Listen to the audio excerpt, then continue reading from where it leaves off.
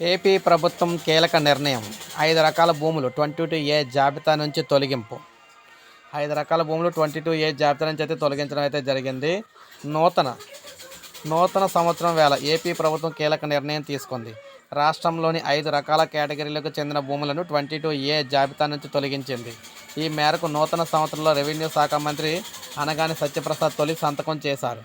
మిగిలిన 4 రకాల భూములపై త్వరలో జీఓఎంలో చర్చించి నిర్ణయం తీసుకున్నట్లు తెలిపారు. ప్రైవేటు భూములను 22A జాబితా నుంచి పూర్తిగా తొలగించినట్లు మంత్రి చెప్పారు.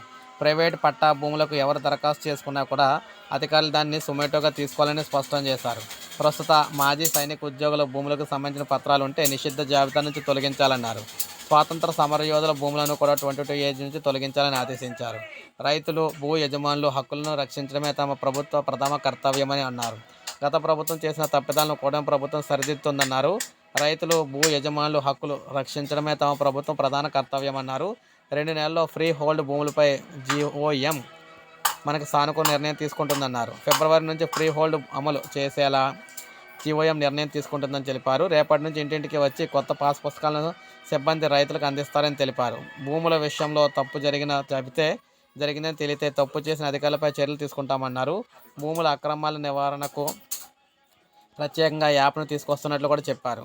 మంత్రి యజమాని భూమికి సంబంధించిన సర్వే నెంబర్తో ఆధార్ లింక్ చేస్తున్నట్లు వివరించారు. పరిష్కరించలేని వ్యక్తిగత సమస్యలు ఎక్కువగా గ్రీవెన్స్లో వస్తున్నాయని, వర్క్ లోడ్ వల్లే తహసీల్దార్లు కార్యాలయాలు ప్రజలకు సకాలంలో సేవలు అందించకపోతున్నారని, వీరంత త్వరగా పరిష్కరించేలా ప్రభుత్వం చర్యలు తీసుకుందని చెప్పారనమాట. సో ఈ విధంగా ఇదొక చారిత్రాత్మక నిర్ణయం చెప్పుకోవచ్చు. 5 రకాల భూములను 22A నిషేధ జాబితా నుంచి తొలగిస్తున్నారు.